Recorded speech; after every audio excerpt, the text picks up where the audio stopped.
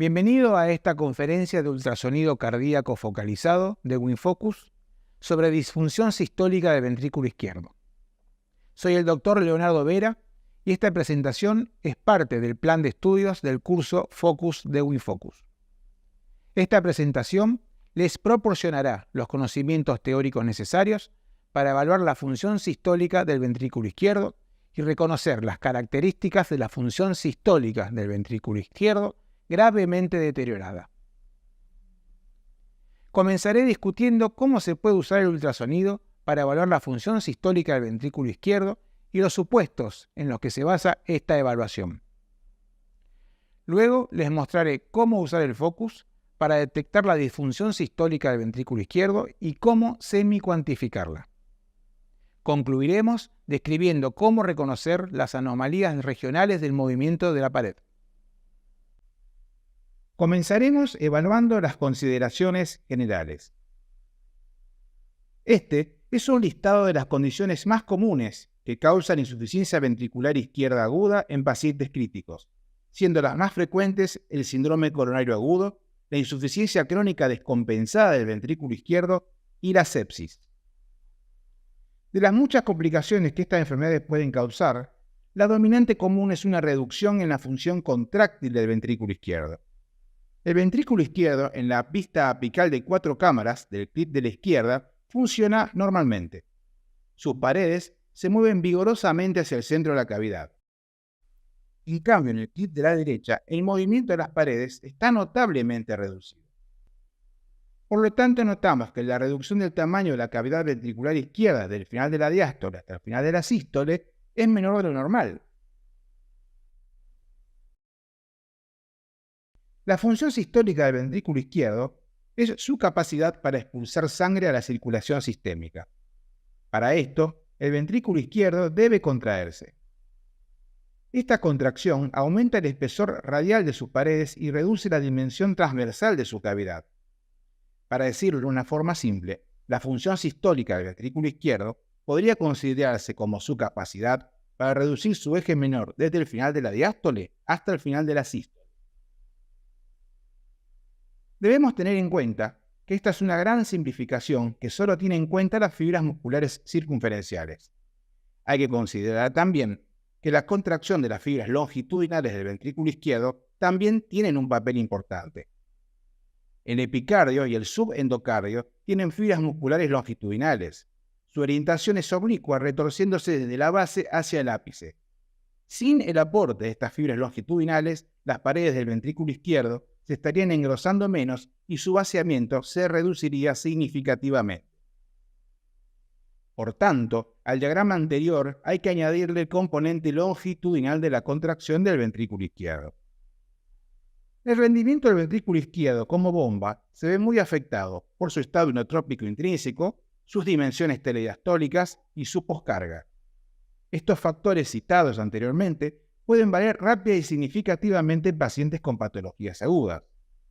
Además, si el paciente tiene una enfermedad crónica preexistente del ventrículo izquierdo o en el entorno complejo de la UCI cardíaca, la forma de la cavidad del ventrículo puede ser anormal y la secuencia de activación de diferentes partes del miocardio de ambos ventrículos pueden reducir significativamente la función sistólica del ventrículo izquierdo. Esto es muy importante, ya que nuestra percepción de la disfunción sistólica y su gravedad se ven muy afectadas por todos estos factores. Por lo tanto, el enfoque simplificado del focus solo puede detectar grandes variaciones en la función sistólica global del ventrículo izquierdo, y siempre debemos interpretar nuestros hallazgos en el contexto de otros datos, como condiciones de volemia, regurgitación mitral significativa, soporte inotrópico, vasopresores, marcapasos, etc. La fracción de eyección es la medida estándar de la función sistólica global del ventrículo izquierdo. Básicamente, representa el volumen sistólico como un porcentaje del volumen telediastólico del ventrículo izquierdo. Las pautas de la Sociedad Americana de Ecocardiografía y Asociación Europea de Imágenes Cardiovasculares, publicadas en el año 2015, recomiendan el uso del método biplano de Simpson, que utiliza discos múltiples para calcular los volúmenes del ventrículo izquierdo y la fracción de eyección mediante la ecocardiografía 2D.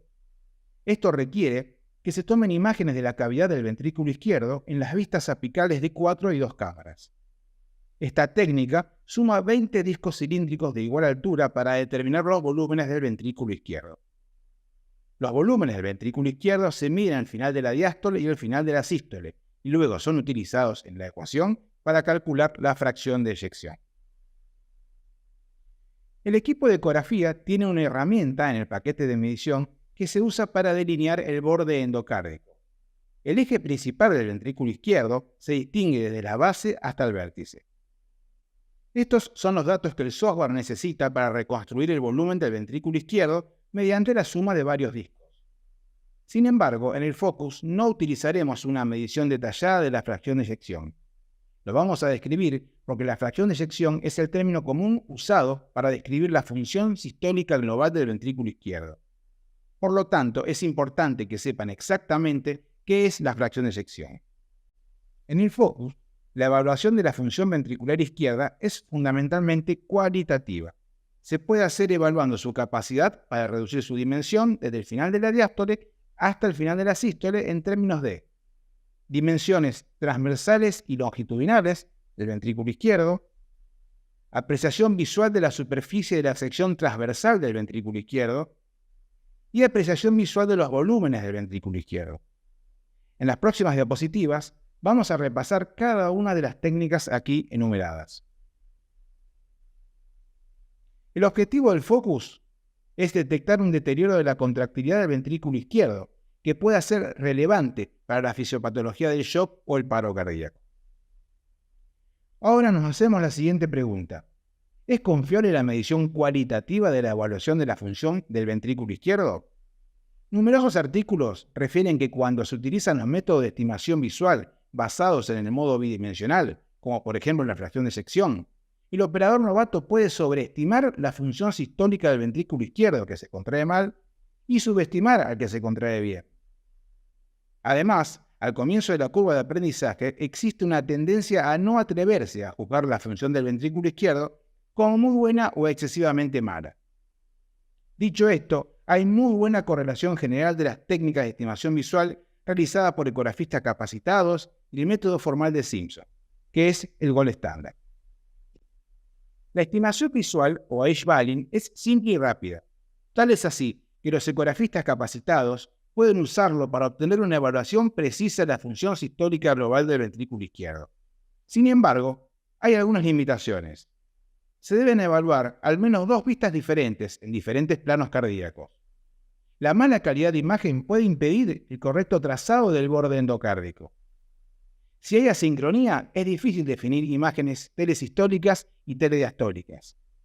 Si el paciente llega a tener una arritmia, se deben tomar y promediar varias mediciones para tener en cuenta la variación latido a latido de la fracción de eyección. Independientemente de todo lo anteriormente citado, el entrenamiento para observar el ventrículo izquierdo es fundamental. Ahora vamos a desarrollar cómo usar el Focus para detectar disfunción sistólica del ventrículo izquierdo evaluando la fracción de acortamiento. La fracción de acortamiento se obtiene midiendo el diámetro del ventrículo izquierdo en sístole, en diástole y calculando el porcentaje de carga. En el enfoque cardiológico estándar se utiliza el modo M para medir el acortamiento fraccional en la porción basal del ventrículo izquierdo, justo debajo de las puntas de las valvas de la válvula mitral abierta, en una vista paraesternal eje largo. Al alinear el haz de modo M en esa posición, nos dará una traza con las ondas correspondientes que describen el movimiento del septum y las paredes inferiorlaterales del ventrículo izquierdo en sístole y diástole. Los diámetros telediastólico y telesistólico del ventrículo izquierdo se pueden medir como los diámetros máximo y mínimo respectivamente. Si tenemos un trazado de electrocardiografía disponible, el diámetro diastólico final del ventrículo izquierdo coincidirá cuando el cursor de tiempo está en el pico de la onda R del complejo QRS o inmediatamente antes. El diámetro sistólico final del ventrículo izquierdo se mide al final de la onda T. Decimos que un acortamiento fraccional de al menos 30% es normal. Los valores de referencia para la disfunción grave del ventrículo izquierdo son menores de 15% en hombres y menor de 14% en mujeres. También se puede evaluar la fracción de acortamiento en una vista paraesternal eje corto a nivel papilar medio. Para simplificar y hacer la estimación visual, podemos decir que el acortamiento fraccional es normal si el diámetro de la cavidad del ventrículo izquierdo en sístole es 2/3 de su diámetro en diástole. Por lo tanto, la fracción de acortamiento visual es normalmente de al menos 1/3. Mire la escala en el lado de la imagen sectorial indicado por las flechas rojas. Esto facilitará una mejor observación de la variación de distancia entre las paredes del ventrículo izquierdo y hacer la estimación visual con éxito. Una regla general útil es que el valor de la fracción de acortamiento es aproximadamente la mitad de la fracción de sección.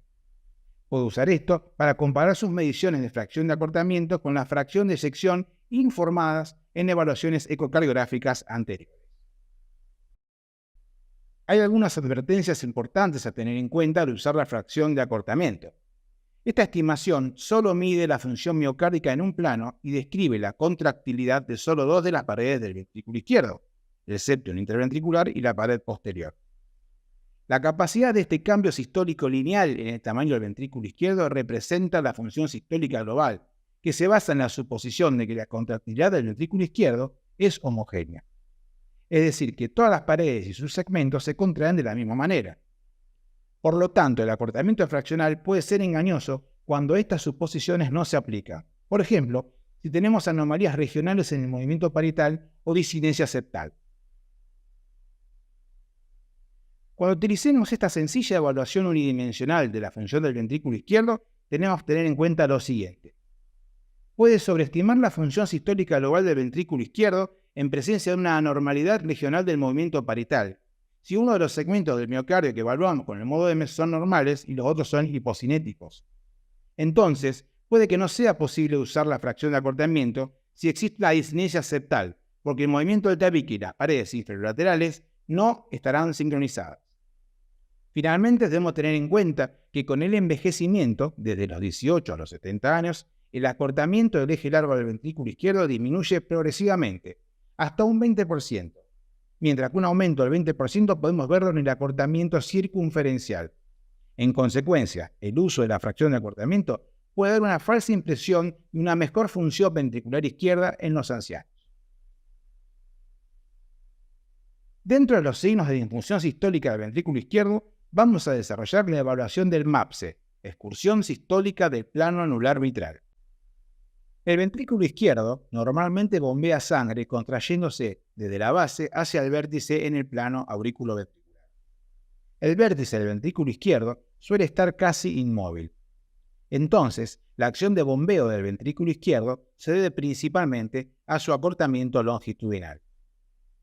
El MAPSE, cuyas siglas provienen del inglés y su traducción corresponde a excursión sistólica del plano anular de la válvula mitral, mide este acortamiento longitudinal, por lo que refleja la función global del ventrículo izquierdo. El MAPSE se mide utilizando el modo M en los puntos septal y lateral del anillo de la válvula mitral en la vista apical de 4 cámaras. Sus objetivos son las bisagras de las valvas mitrales que se encuentran señalados con los puntos rojos en este videoclip. La excursión sistólica del anillo se mide desde el punto más bajo del final de la diástole hasta el punto más alto al final de la sístole.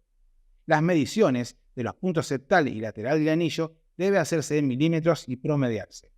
Decimos que el rango normal está en 12 milímetros, más menos 2 milímetros, siendo la excursión del anillo lateral ligeramente mayor. Aquí tenemos dos ejemplos. La imagen de la izquierda muestra un MAPSE normal y la de la derecha muestra un MAPSE medido en la cara lateral del anillo en un paciente con una función ventricular izquierda gravemente afectada. Los puntos de corte validados para hablar de la normalidad son los siguientes. Si el MAPSE es menor de 8 milímetros, la fracción de eyección es menor del 50%. Y si es mayor o igual a 10 milímetros, la fracción de eyección es mayor o igual al 55%. Para simplificar las cosas, con el fin de observar el trazado del modo M, use 1 centímetro como punto de corte para un MAPSE normal medido a ambos lados del anillo. La resolución temporal de esta técnica es alta, dependiendo menos de la calidad de la imagen 2D y puede ser obtenida aún con baja calidad de imagen. También es altamente reproducible, por lo tanto es un buen parámetro a seguir para controlar la función del ventrículo izquierdo, por ejemplo después de los tratamientos. La isquemia miocárdica puede alterar el MAPSE antes de que sea detectable cualquier otro cambio en la contracción circunferencial del ventrículo izquierdo. Sin embargo, tengamos algunas advertencias importantes. Aunque es menos influenciado por anomalías regionales del movimiento parietal que la fracción de acortamiento, el MAPSE no tiene en cuenta las diferencias segmentarias en la función del ventrículo izquierdo. Entonces, si la contractilidad de la pared lateral o la pared septal es marcadamente diferente de las otras paredes del ventrículo izquierdo, el MAPSE no reflejará la función global del ventrículo izquierdo. La medición también puede verse afectada por la alineación del cursor del modo M debido a que depende del ángulo. En consecuencia, la alineación inadecuada del modo M bajará falsamente el MAPSE. Si el movimiento del anillo está restringido por una calcificación, es mejor apuntar el haz del modo M al miocardio situado justo debajo del anillo. El MAPSE no será fiable cuando aumenta el movimiento de traslación del corazón, como ocurre, por ejemplo, cuando el vértice es móvil en presencia de un gran derrame pericárdico. Finalmente diremos que en presencia de discinesia septal, como sucede en el cor pulmonar agudo, el MAPSE medial puede reflejar la función del ventrículo derecho en lugar del ventrículo izquierdo. Ahora continuaremos evaluando los signos de disfunción sistólica del ventrículo izquierdo a través de la separación septal del punto E. Este método para estimar la fracción de sección del ventrículo izquierdo debe realizarse en la vista paraesternal eje largo. En individuos sanos, la valva anterior de la válvula mitral debe acercarse o tocar el septum interventricular en la diástole temprana. Esto lo definimos como el punto E del ciclo de la válvula mitral. La distancia entre la valva anterior de la válvula mitral y el septum en la diástole temprana lo definimos como separación septal del punto E. Se obtiene fácilmente aplicando el modo M en la punta de las valvas de la válvula mitral en la vista paraesternal eje largo. Se puede adquirir rápidamente y solo requiere una única medición lineal con los calipers en la pantalla. Refleja el efecto neto del movimiento de todo el ventrículo, no refiriendo ninguna suposición sobre su forma. La separación septal del punto E tiene una fuerte correlación negativa con la fracción de eyección del ventrículo izquierdo. En síntesis, si la separación septal del punto E es inferior a 7 milímetros, podemos asegurar que la función sistólica del ventrículo izquierdo es normal, mientras que una separación septal del punto E superior a 7 milímetros nos predice una disfunción sistólica grave del ventrículo izquierdo. Esto realmente tiene que ser medido. Es difícil evaluarlo con una estimación visual. Recuerde mantener 7 milímetros como su valor de referencia. Los valores de separación septal del punto E superiores a 13 o 17 milímetros reflejan grados crecientes de disfunción del ventrículo izquierdo. Hay algunas advertencias importantes a tener en cuenta al usar la separación septal del punto E. Puede subestimar la función del ventrículo izquierdo cuando hay un proceso patológico que afecta a la válvula mitral, restringiendo el movimiento de la valva anterior hacia el septum interventricular. La regurgitación aórtica puede restringir la apertura de la valva anterior durante la diástole. Esto tendrá un efecto similar en la separación septal del punto E. La hipertrofia del ventrículo izquierdo puede disminuir falsamente las mediciones de separación septal de punto E debido a la proximidad anatómica del septum a la valva anterior de la válvula mitral.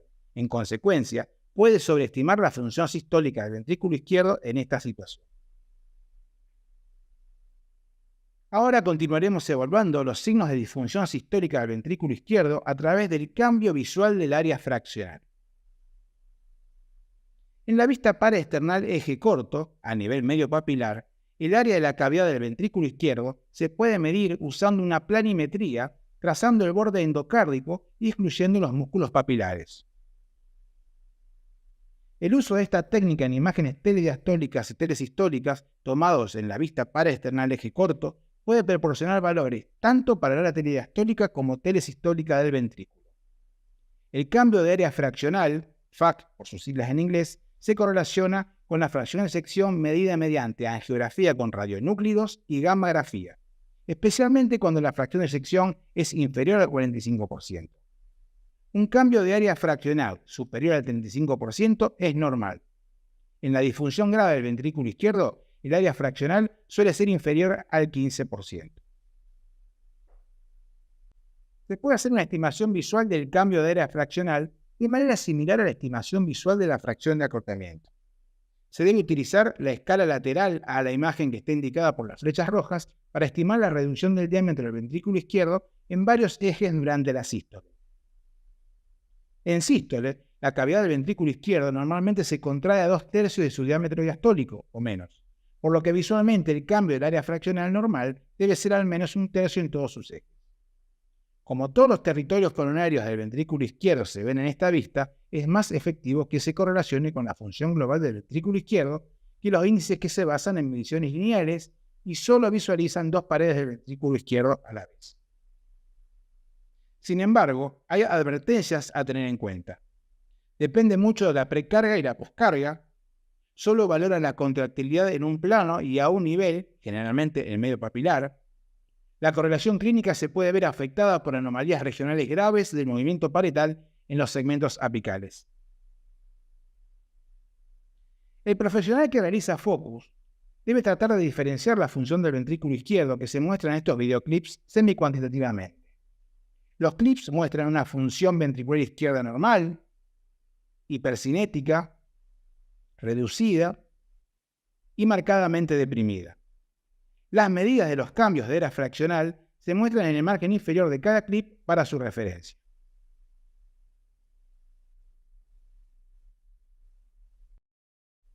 Ahora veremos el último ítem de los signos de disfunción sistólica del ventrículo izquierdo a través de la fracción de eyección visual. Esto requiere la visualización del ventrículo izquierdo en al menos 2 vistas apicales perpendiculares. Se puede utilizar la vista apical de 4 cámaras y la vista apical de 2 cámaras. Estas son las mismas vistas que se utilizan para el cálculo de la fracción de eyección con el método biplano de Simpson. En lugar de medir formalmente el volumen de fin de diástole y el volumen de fin de sístole, visualizaremos en la sístole la reducción del diámetro del ventrículo izquierdo en 3 niveles: la base, el medio y el ápex.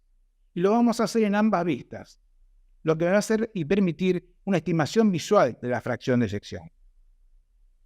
En sístole, la cavidad del ventrículo izquierdo normalmente se contrae hasta 2/3 de su diámetro diastólico, por lo que la fracción de eyección visual es normal si el ventrículo izquierdo se contrae más de 1/3 en cada nivel. Aquí sumaremos algunos ejemplos de la estimación de la función del ventrículo izquierdo utilizando focus. Los clips muestran una función ventricular izquierda normal, hipercinética, reducida y marcadamente deprimida. La fracción de eyección medida con precisión, en cada caso, se muestra en el margen inferior de cada clip para su referencia. Ahora concluiremos describiendo cómo reconocer las anomalías regionales del movimiento de la pared. El ventrículo izquierdo se divide en segmentos para la evaluación de su función regional. Cada segmento tiene una masa miocárdica similar y los esquemas de segmentación reflejan los territorios perfundidos por cada arteria coronaria. Las anomalías regionales del movimiento parietal se producen cuando existen diferencias en la contractilidad de los diversos segmentos del ventrículo izquierdo. Estas diferencias pueden ser sutiles y se requiere un amplio entrenamiento para detectar y definir la gravedad de las anomalías regionales del movimiento parietal. Esta competencia obviamente va mucho más allá del ámbito del foco. Sin embargo, anomalías regionales groseras del movimiento parietal pueden ser detectadas con un entrenamiento significativamente menor.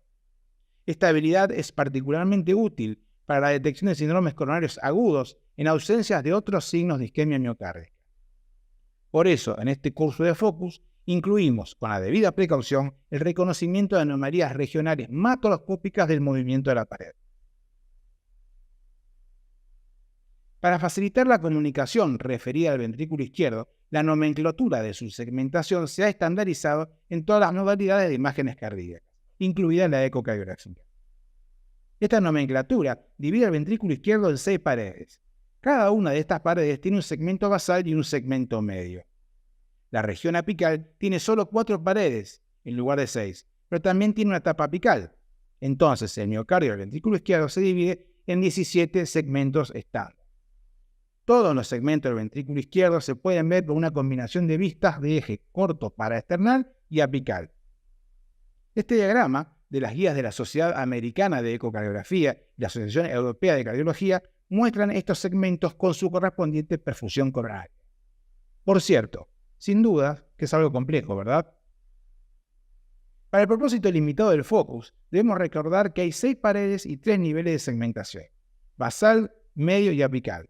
Sabemos que la arteria descendente anterior izquierda suele perfundir la pared anterior, la parte anterior del septum y el vértice. La arteria circunfleja perfunde la pared lateral. Cuando la arteria coronaria derecha es dominante, perfunde la porción inferior del tabique, la pared inferior y la pared inferolateral, que también se denomina pared posterior. En una minoría de pacientes, la pared inferolateral está perfundida por una rama de la arteria circunfleja. Aprender esta nomenclatura de memoria es sin duda un gran desafío. Simplificaremos esto usando la regla de los opuestos, como el yin y el yang en la filosofía china. Anatómicamente, cada vez que se ve el septum en cualquier vista del ultrasonido cardíaco, la pared opuesta del ventrículo izquierdo es siempre la pared lateral. De manera similar, la pared anterior siempre está opuesta a la inferior. Esto es muy interesante para recordar. En esta vista paraesternal eje corto, la pared del ventrículo izquierdo, que está inmediatamente debajo de la sonda, es la pared anterior. Entonces, la pared opuesta es la inferior. Así, el ventrículo izquierdo se puede cortar en 2 mitades iguales, una mitad anterior y otra mitad inferior. Una vez que localizamos el septum interventricular, la pared lateral opuesta se puede encontrar fácilmente. Entonces, de esta manera, tendremos toda la información necesaria para identificar las 6 paredes del ventrículo izquierdo. Entonces, si partimos del septum interventricular, la parte del tabique más próxima a la pared anterior será la pared anteroseptal. La parte más próxima a la pared inferior será la pared inferoseptal. Asimismo, la parte de la pared lateral más cercana a la pared anterior es la pared anterolateral, y la parte más cercana a la pared inferior es la pared inferolateral. En la antigua nomenclatura, la pared inferolateral se denominaba pared posterior. La misma lógica se aplica a cualquier vista del ventrículo izquierdo. En este diagrama, la imagen en la parte inferior es la vista del eje corto paraesternal de la diapositiva anterior, mostrando la segmentación que hemos discutido hasta ahora. Las diversas vistas apicales son vistas de eje largo del ventrículo izquierdo y cruzan esta vista paraesternal de eje corto a nivel papilar medio en diferentes planos. La vista apical de 4 cámaras atraviesa la parte inferior del septum. Se puede decir que es la parte inferior del septum porque la aorta, que es una estructura anterior, no es visible en este plano. Según la regla de los opuestos, anterior es opuesto a inferior y lateral es opuesto a septal. Entonces, la otra parte del ventrículo izquierdo que se ve en esta vista debe ser la parte anterior de la pared lateral, es decir, la pared anterolateral. La vista apical del eje largo cruza el septo en su pared anterior. Esto se puede reconocer como tal porque está cerca de la aorta, es decir, una estructura anterior. Nuevamente, de acuerdo con las reglas de los opuestos, el tabique está opuesto al lateral y el inferior está opuesto al anterior. La otra pared del ventrículo izquierdo que se ve en esta vista debe ser la inferolateral. Finalmente, en la vista a 2 cámaras no se ve el septum, por lo que tampoco se ve la pared lateral. Las 2 paredes visibles del ventrículo izquierdo deben ser la anterior y la inferior. La anterior es la que está en el lado del marcador, ya que en la vista apical 2 cámaras el indicador apunta exactamente hacia adelante. La pared opuesta será entonces la inferior. Así podemos ver que no es necesario memorizar los nombres de cada una de las paredes del ventrículo izquierdo en cada vista. Después de identificar correctamente las paredes, debemos determinar si cada segmento tiene contractilidad normal. Hay 2 formas muy simples de evaluar el movimiento de la pared regional. Primero observaremos el movimiento de la pared hacia el centro de la cavidad y la respectiva reducción del radio de la cavidad del ventrículo izquierdo. En segundo lugar, observe el engrosamiento de la pared. Si cualquiera de estos 2 elementos está claramente ausente en un segmento específico, el movimiento parietal es anormal, por lo que ha detectado una anomalía regional del movimiento parietal. Un segmento que no se engrosa puede simular que tiene un movimiento normal. Esta imitación de la contracción normal ocurre cuando un segmento vecino hiperdinámico arrastra un segmento inmóvil que no se engrosa. La ausencia de engrosamiento siempre indica pérdida de la vitalidad del miocardio. Esta diapositiva muestra la terminología usada para definir la contractilidad o cinesis de los segmentos miocárdicos individuales. Si durante la sístole el movimiento hacia adentro de un segmento es normal y se engrosa adecuadamente, se puede decir que ese segmento es normocinético. Si se mueve y se engrosa vigorosamente, es hiperkinético. Si reduce el movimiento hacia adentro o el engrosamiento no es marcado, decimos que el segmento es hipocinético. Si el segmento no se mueve o no se engrosa, directamente decimos que es acinético. Y si el segmento no se engrosa y sobresale hacia afuera, hablamos de segmento discinético. También vamos a citar que un segmento adelgazado, menos de 5 milímetros de espesor, que no cambia entre la diástole y la sístole, es una cicatriz miocárdica. Un aneurisma es una cicatriz que deforma cualquier parte del ventrículo izquierdo. El espectro de movilidad o cinesis segmentaria que va desde la hipercinesia a la discinesia caracteriza la caída progresiva de la vitalidad miocárdica hasta perderla por completo. Por lo tanto, estos estados reflejan una gravedad creciente de la patología que afecta al segmento miocárdico específico. Si bien las anomalías regionales del movimiento parietal son comunes en los síndromes coronarios agudos, debemos recordar que existen otras causas de anomalías regionales del movimiento parietal. Al comenzar a aprender focus, puede ser difícil detectar las diferencias en el movimiento parietal regional.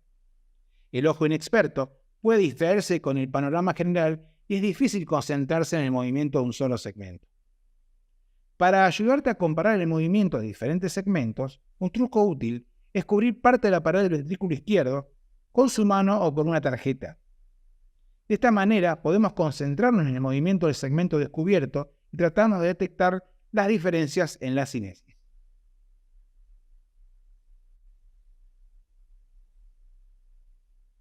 Las siguientes diapositivas muestran algunos ejemplos de anomalías regionales del movimiento parietal.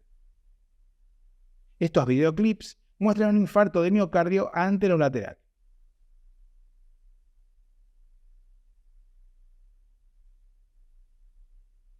Estos clips muestran un infarto de miocardio inferolateral.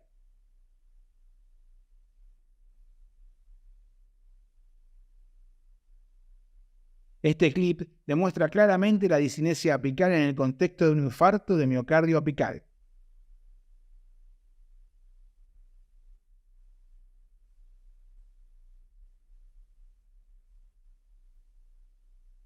Este clip muestra un aneurisma del ventrículo izquierdo que afecta la tapa apical y los segmentos apical inferior y anterior.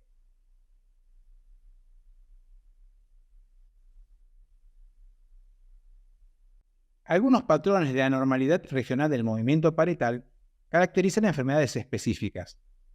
Estos clips muestran la miocardiopatía inducida por el estrés, también conocida como síndrome de Takotsubo. Esto provoca una disfunción severa del ventrículo izquierdo con una distribución regional característica, discinesia apical e hipercinesia de los segmentos restantes. A veces se representa con un patrón atípico invertido, hipercinesia apical y acinesia basal media. Esta causa de disfunción del ventrículo izquierdo suele ser transitoria y no está asociada con la enfermedad de las arterias coronarias.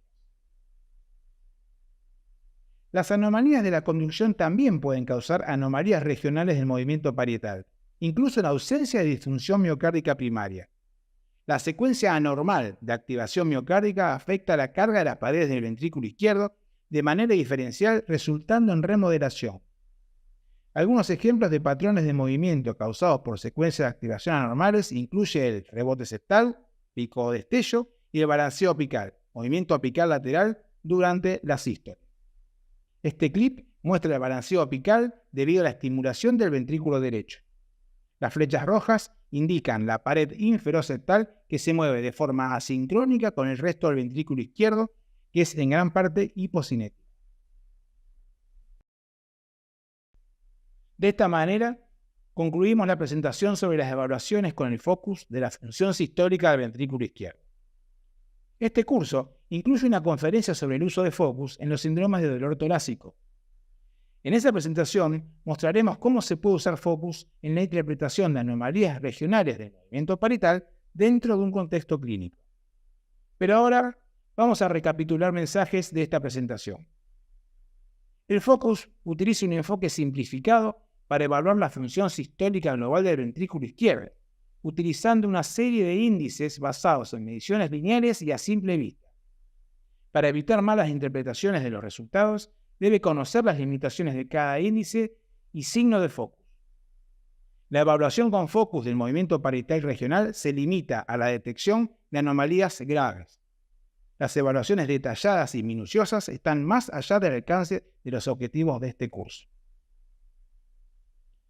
Esperando que hayan disfrutado de esta conferencia, que es parte del curso Focus de Unfocus, desarrollamos los signos Focus de la disfunción del ventrículo izquierdo. Muchas gracias por su atención.